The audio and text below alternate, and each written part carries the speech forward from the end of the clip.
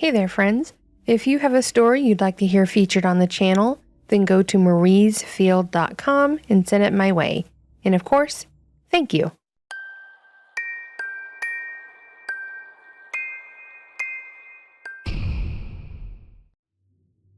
This happened about 6 years back, in the early summer of 2019. My wife and I had just purchased our first home, a quaint little 2-bedroom home in the older part of town. It wasn't too fancy, but we were proud of it, and we made a ton of plans on what we were going to do with it, both inside and out.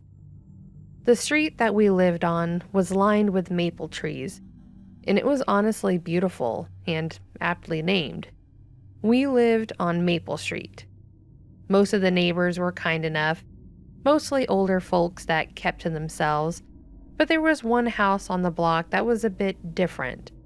The one across the street and slightly left, which was 405 Maple Street. Something about the house always seemed to emit this creepy vibe. It was a weather-beaten old structure with paint peeling off like aged skin. The windows stared blankly, like the house had eyes and was just staring off into the ether. The house was actually empty, or was supposed to be. The old man that had lived there had passed away a few years ago, and no one seemed willing to move into the house.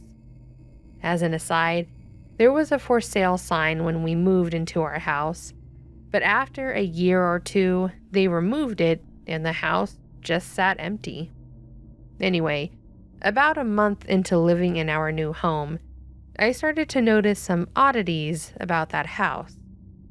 Firstly, it was empty, and sometimes when I would look outside, I would see the lights turn on or off.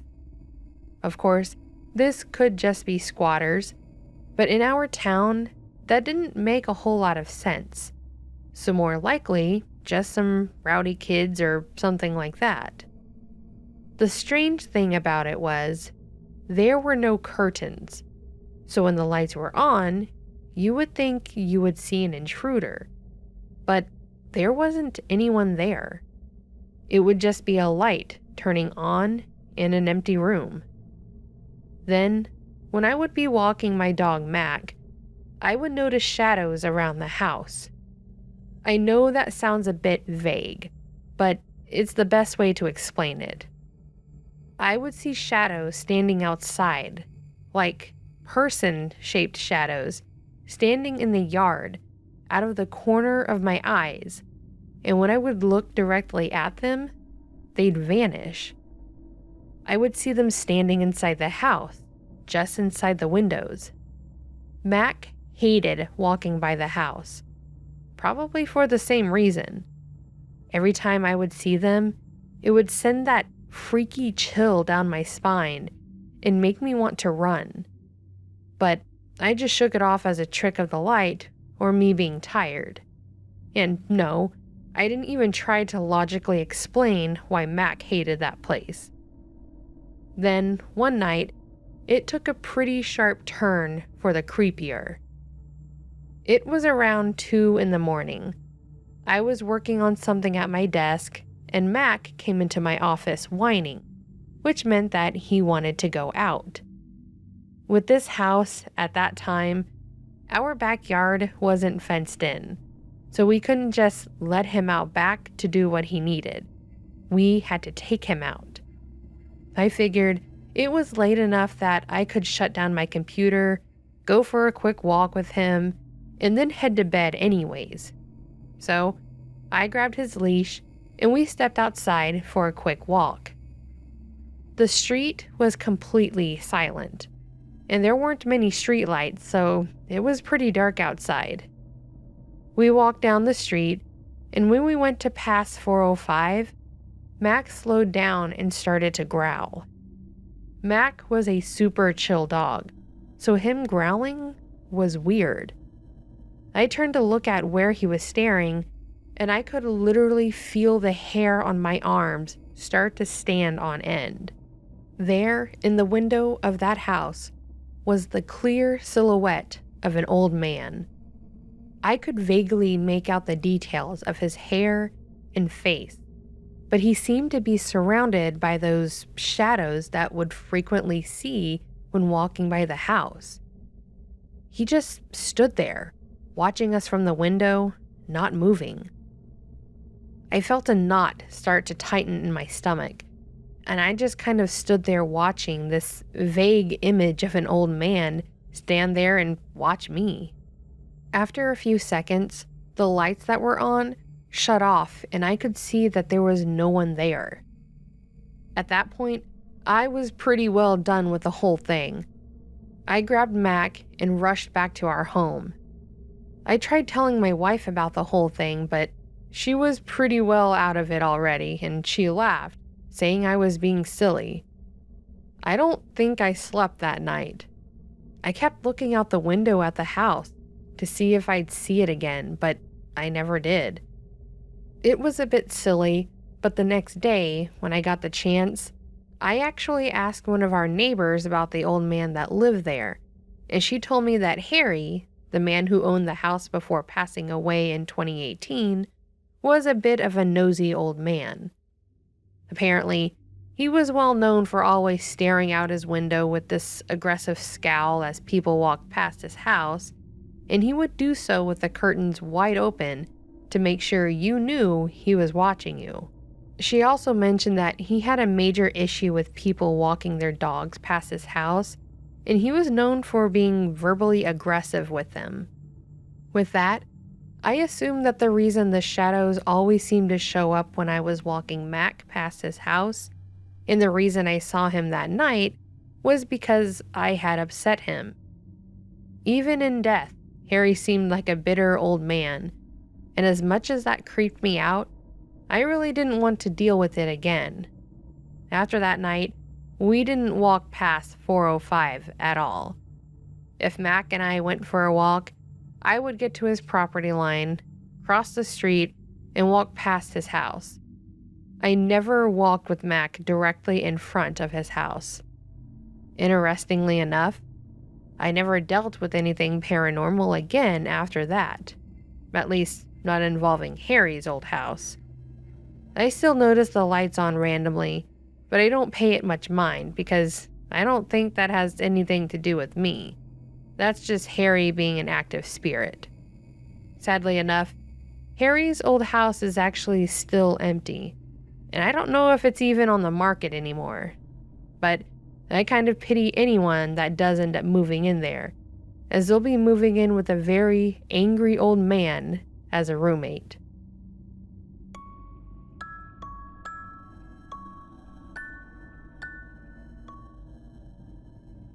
This happened to me back when I was a little 7-year-old boy. My family and extended family were also very close to one another. I remember always having people over at our place. We had parties for every holiday and every birthday, grandparents, aunts, uncles, cousins, a lot of cousins. So 4th of July was no different for us.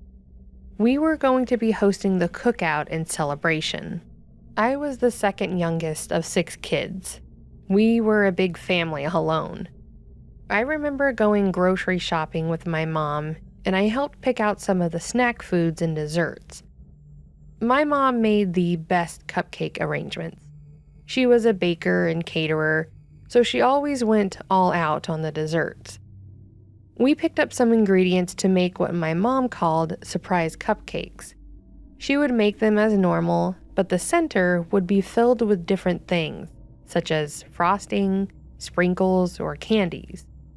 Since it was the holiday of fireworks, I wanted to try Pop Rocks. So when we got back home, I was excited to not only make them, but eat them too. However, my mom told me I wasn't allowed to have one until after I ate actual food. I was a kid with a sweet tooth, and she knew that I would go a little crazy over them and possibly make myself sick. But that didn't mean I understood her reasoning at the time either. So, as people started showing up, everyone was talking, snacking, and having a good time.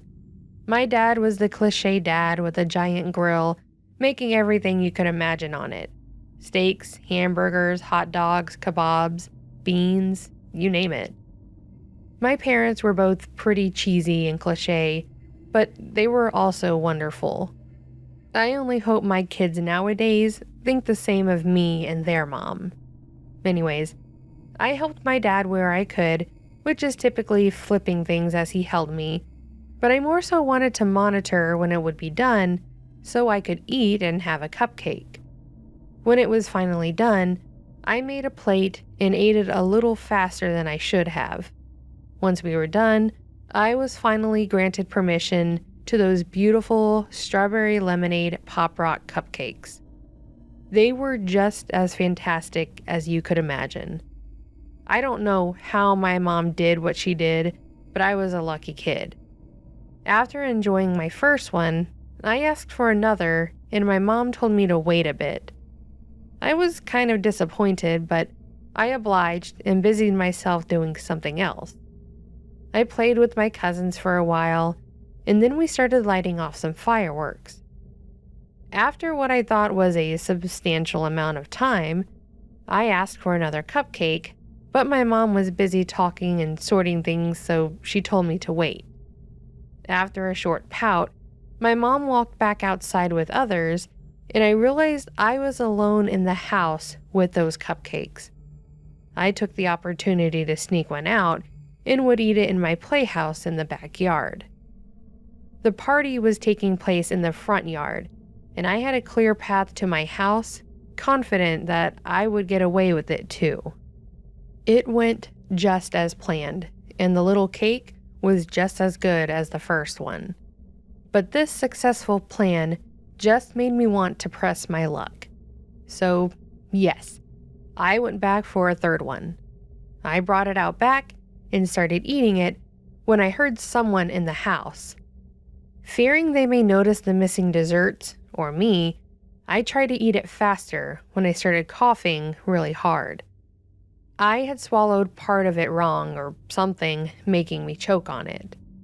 The last thing I remember was feeling very scared, but also very tired, until I closed my eyes.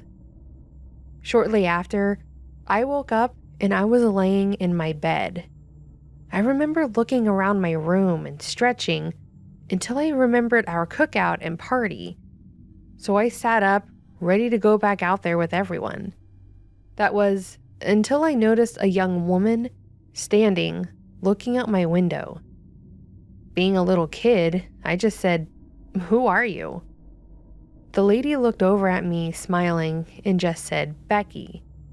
She then started asking about the different items in my room and about me. She pointed to one of my shark stuffed animals and asked me what kind it was. She would ask me what my favorite one was and complimented me on being able to name different ones. As we talked more, she would then stop and smile at me and say things like how smart and handsome I was and how much I looked like my dad. It definitely made my little self feel pretty good, and I tried to offer different toys to her as a gift. She again smiled at me but declined. Then she told me I should go back to the party because they would miss me. I thought it was a silly thing to say and just mentioned something about how I was just right here in my bedroom. She again smiled and said that it was important that I listen to my mother and get back to her quickly. So, being an adult, I figured it was probably wise to listen to her, but before I went, I told her to join us and, of course, talked up those cupcakes. She again smiled, but she also looked kind of sad. She said she might look for one later, but again, pushed me to go quickly. So I shrugged it off, not really knowing what was going on. Then I looked at my door and could hear my mom screaming my name, which startled me. And as if I had been dreaming, I woke up with my mom over me, screaming my name and crying. Seeing my mom like that scared me and made me cry, but I noticed how I couldn't catch my breath. After a brief coughing fit, I calmed down and realized I was sitting against my playhouse with several people around me. My mom made sure I was all right and then picked me up and brought me inside. I got a stern talking to by both my parents because they figured out that I had taken the cupcake, and they explained why it was so important. They found me unconscious and choking. Apparently, whoever had walked into the kitchen could hear my coughing, and they knew it was a kid and how it sounded pretty bad, so they went and looked around for the kids. That's when they noticed me in the playhouse, but I had already collapsed on the ground, my face a hue of blue and purples. Obviously, they cleared my airway and I came to, turning out fine, but it was definitely a terrifying moment for them. It was definitely scary to me too, seeing how scared my mom looked. I made sure to listen to my parents for the rest of the night, but I also was too afraid to leave my mom's side. So that was pretty scary alone, especially now as an adult, knowing that I could have died. But the part my family and I still don't understand was the lady in my room. Later that night, I remembered her and I asked my mom about her. She just started naming off people at the party, but I recognized them all. I told her how I've never seen this woman before. She looked confused, but she took me to my room and there was no one in there. I explained how she was at my window, how she liked my shark, and even how she said I was handsome like my dad. My mom looked puzzled until I explained that this all happened right before I heard her screaming at me and I woke up in my playhouse. Then, her face looked more shocked than anything. As a kid, I could tell something was wrong with her, but I didn't know what. She just told me at that time that it may have been a dream when I was actually out in the playhouse, and I left it at that, thinking it was just a crazy and real feeling dream. The next day, while I was having breakfast with my family, we were talking about the night prior and everything that had occurred when my mom again brought up the cupcake situation, scolding me again, but in a more lighthearted way. My dad was aware of the situation too, and he joked about it. This caused me to bring up the dream I had. My parents were both open-minded, I suppose, so my mom immediately said, "Oh yes, tell your dad about this dream you had." So I explained it to him. The whole time, he had his normal, interested look as I told him, until I got to the part about the lady saying I looked like my dad. It was clear this had piqued his interest, so he asked me to describe the woman. However, as I did, he mentioned he didn't recognize the woman. So again, we all said it was kind of weird and left it at that. Now that I'm older, my parents and I have talked about it on several occasions, trying to figure out who this mystery lady was. They, of course, would have more ideas than I would. The closest we've gotten was possibly my dad's great aunt, as the home we were in was once hers that he inherited down the family. The only thing was that the woman I saw was very young, and no one could find photos of her as a young adult. So we've always just referred to her as my angel for possibly saving me that night, telling me to go back to my mother. And since then, I have never forgotten about her.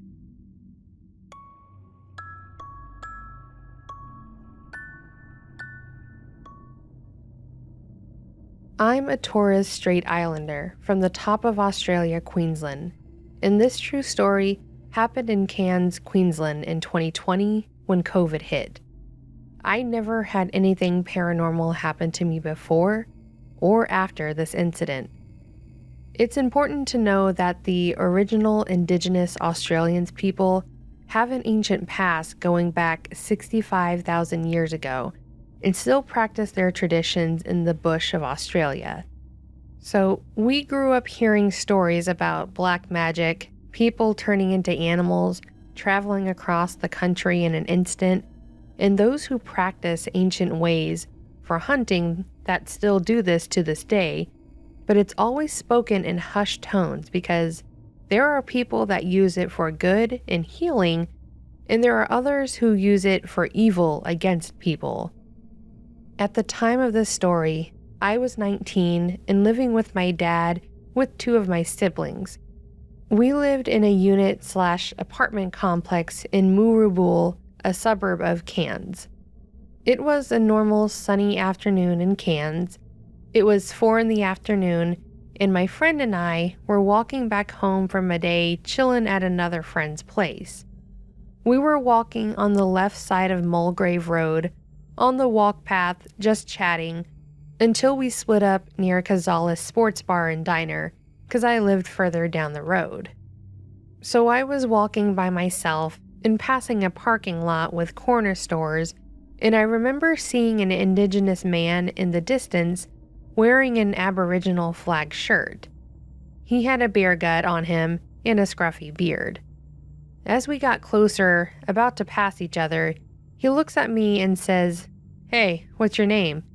in a polite way while putting his hand out to shake hands. I said hey and said my real name to him, but I didn't say my last name. We shook hands and he says, "Oh, nice to meet you, my name," and he went on his way and I did mine. There's a side tale about not touching things or people that dwell in ancient ways too, and I was about to learn that the hard way. Nothing strange happened until I went to sleep. I shared a room with my little brother, with our beds on the left and right corners of the room, and slept with our feet facing the door. My little brother's bed was the closest to the door, and my bed was on the far right corner facing the sliding closets. It was around 12 o'clock at night, and I was laying on my back facing up in bed. My little brother was already asleep because he had school the next day. That night, I broke up with my girlfriend through text that was my high school sweetheart, and I went to sleep crying, depressed, and sad. All of a sudden, I woke up in the same position on my back, facing up, arms by my side, and I didn't feel tired at all. Like, I was wide awake and ready for the day. But I saw it was still night outside through the blinds from the window between our beds. And as I tried to get up, I couldn't move at all. Prior to this, I already knew what sleep paralysis was, so once I couldn't move, I tried lifting my arms up, but I couldn't do that either. That's when I knew it was sleep paralysis. I tried calling out for my little brother, but when I tried to, it felt like it was taking the breath out of my chest, and I couldn't speak loud enough to wake him up. All of a sudden, I saw the door swing slowly open, just 2 inches behind the door, and I could see a black silhouette. 5 seconds go by, and it squeezed through the door, and it was short and stood at the height of the doorknob. I tried calling out for my little brother again and again, but my voice was still too low. I was scared to death, and my hair was standing all over my body. It stood there for a few seconds. As soon as it started coming closer to me, I closed my eyes as tight as I could. Knowing stories of sleep paralysis, I was scared to see something sitting on my chest, as I did feel a heavy force on my chest. I didn't open my eyes or move for the entire time I was awake, and eventually, I fell asleep normally. I woke up normally remembering everything that happened the night before. I told my friend that I was walking home with everything that happened to me. He's an islander too, and he was freaking out. To this day, I don't shake hands with anyone. Me and my friends believe it was because of the guy I shook hands with. This is my only encounter with the paranormal, and I have never had any bad experiences after that night. I have never slept facing up ever since.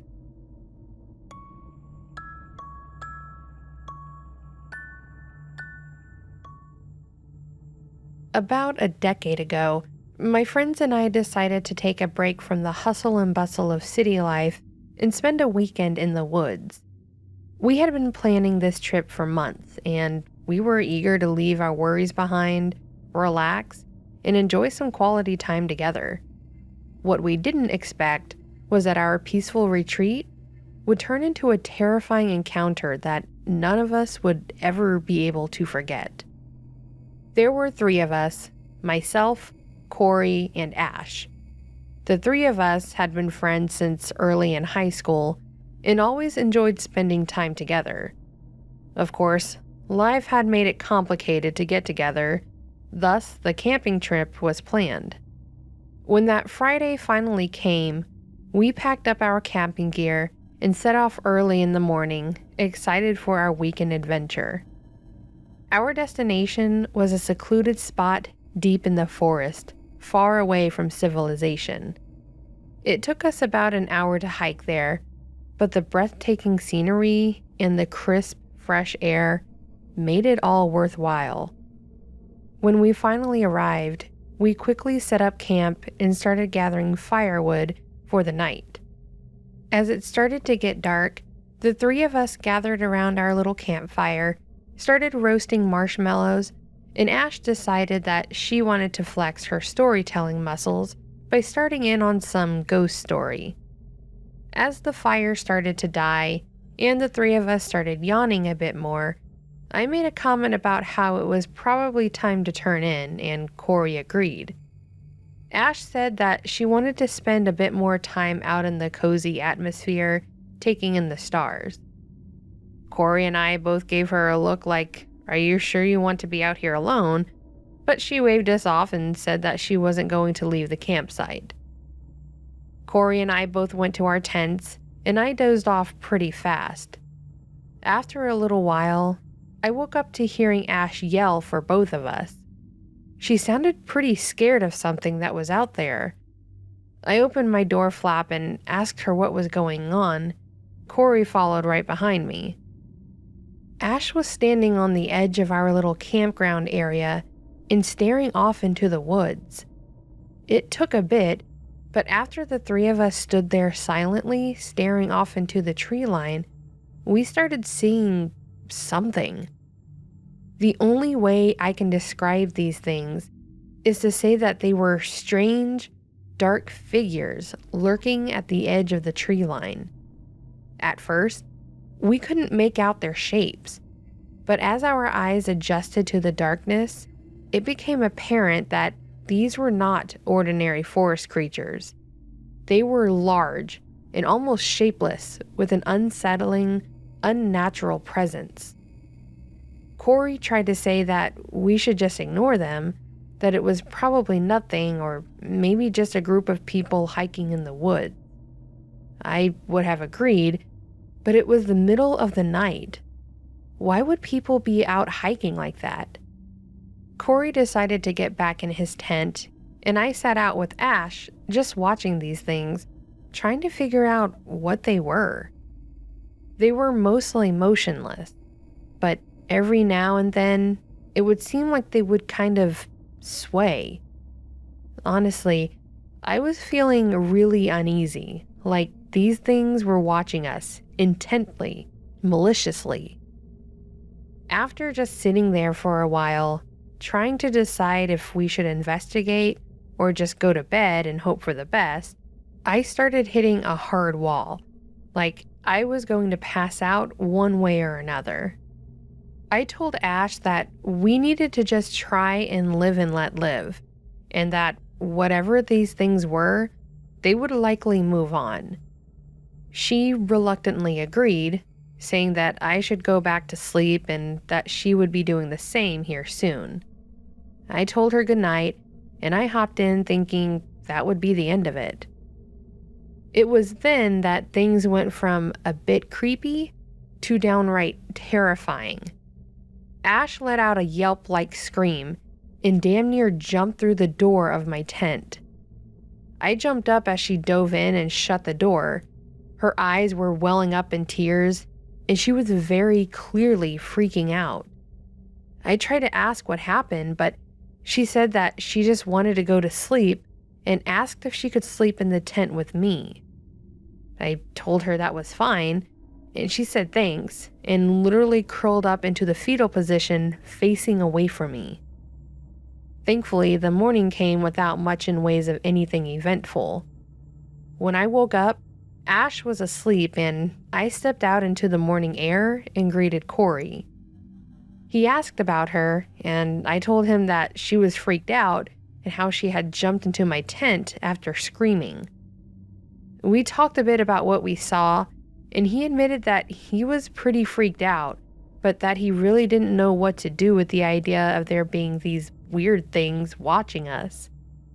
I agreed, said that it was creepy, and we started on breakfast.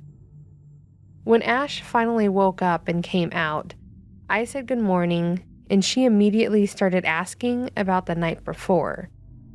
She asked if we had any idea what those things were, and we both shook our heads. I decided to ask her what happened to lead her to jumping into my tent, and I could see the color drain from her face. She said that she was sitting on the log by the fire as it died down, and that she was starting to doze off a bit. She said that one moment she had closed her eyes for only a second, and as soon as she opened them, one of the things was much, much closer. She motioned to a spot by a tree that was just outside of our circle, like within 10 feet of her tent. She said that she could see this thing, but she couldn't tell what she was looking at, like it was some kind of living shadow. She said that while she was staring at this thing, she couldn't feel anything but pure dread and malice. And that's when she screamed and jumped into my tent, because she wasn't about to get closer to this thing to get in her tent. After discussing it a bit more, we all agreed to cut the trip short, which, while disappointing, I don't think any of us wanted to stick around in those woods. It was a mutual decision. We would cut it short and plan another trip another time.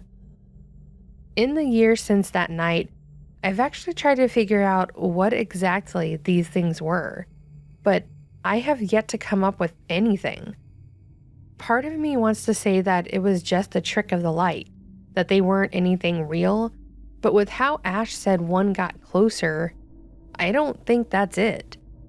I don't think we are ever going to know the truth as to what they were, but I'm pretty certain that these were some sort of supernatural entities that resided in those woods. That's just my uneducated opinion.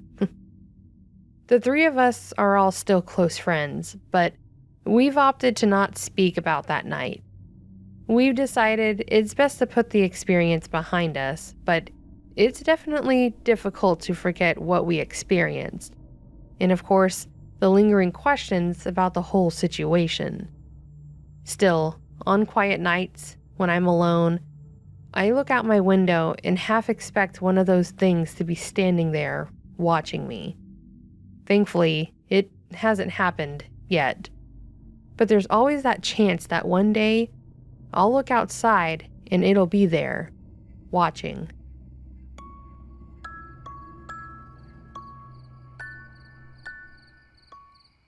So that, my friends, was a collection of paranormal stories. Some pretty good ones here. I do want to say that I appreciate you submitting this story to the person that sent in the Australian one. But also, I am so sorry if I butchered any of those words. I tried my best. But yeah, so paranormal stories. Had some creepy ghost ones. Interesting with the woods ones. Not something I would expect in the woods. I was expecting a cryptid, so that was interesting too. Wonder what the story is behind that. Those are the ones that I want more information on. But moving on, if you did enjoy the video, please do give it a like below. And if you'd like to hear more content like this, consider subscribing if you haven't already. And of course, don't forget to leave a comment on your thoughts or let me know what's your favorite item in your wardrobe. Depending on the season, of course, the one thing that you grab for frequently. Right now, mine is just sweaters, any type of sweaters. I need to stop. And with that being said, friends, I hope you had a great day, and I hope you have a fantastic rest of your week. And until next time, take care.